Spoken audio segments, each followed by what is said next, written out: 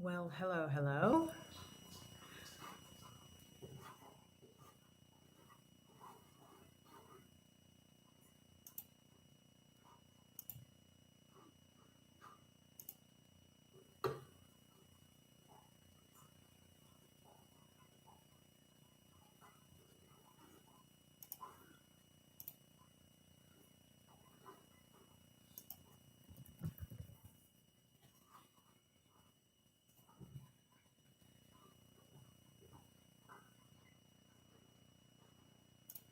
So, really, the thought here was to launch this channel, providing as many of you, ladies, women, individuals identifying as female, wishing to carry a child to term on their own terms.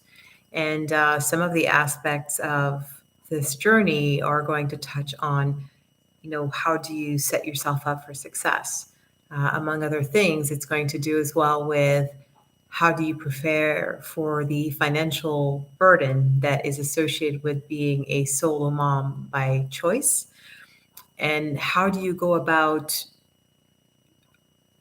preparing yourself psychologically speaking as well? We tend to throw around the term of mental health and how critical it is for us on a day-to-day basis, but more so when you are embarking in this amazing journey that is the one of becoming a mother and therefore a provider. And in most cases, a sole provider. How do you find support in community? You'll hear a lot of people say that it takes a village to raise children. It absolutely does.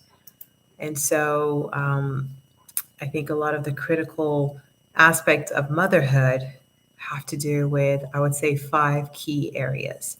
You, as the individual looking to manage a pregnancy on your own terms, what is leading you to that decision, right? Is it personal preference? Is it having had to push away conceiving a child because of career ambitions? Could it be because of past traumas? Could it be that there was never the right time, maybe not the right partner, or that the partner, the relationship you were in was not appropriate or conducive?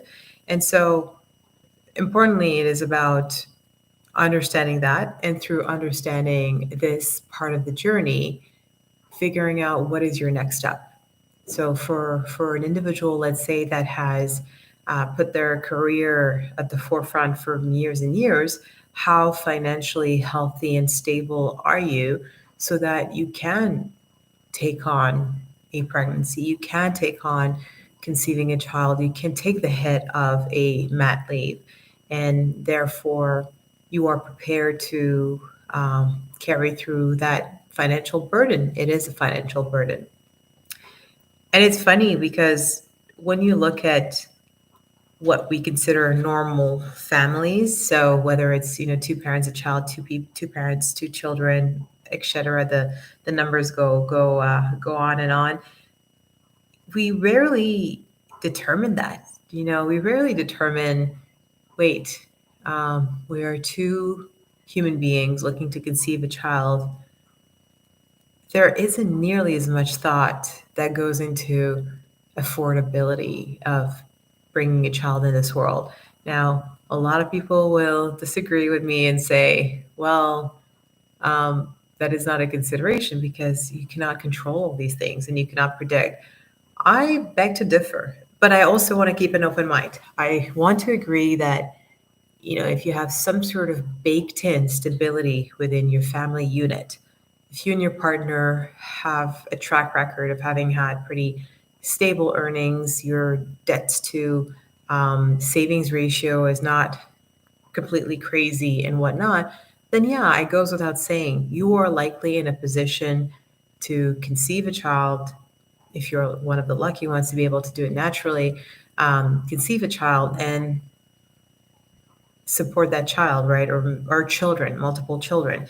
It isn't the case for everyone. And part of me wishes that at times this kind of forethought that we put into as a solo mom by choice, and I'm sure there are solo dads by choice out there, but this is speaking mostly to solo mothers by choice, um, that, wished they didn't have to take on all this kind of thinking and figuring out, okay, what is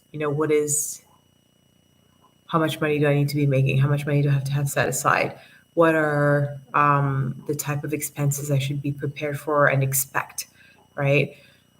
Daycare, daycare, I mean, being one of the biggest ones, right? So, how do you go from a place of allowing for that to be an organic sort of um, event to occur while still being really prepared in ensuring that you don't have the stress of not being able to manage, overtake your life.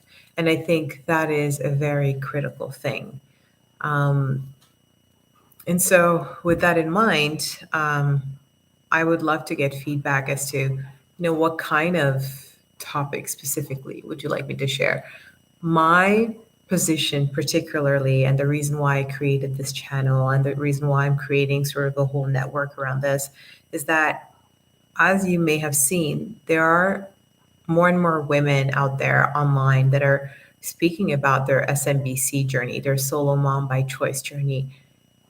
What are key areas that you wish you could just further inquire on, that you wish you could just um, dwell into, right, and share, and or maybe having a community where advice can be passed around in a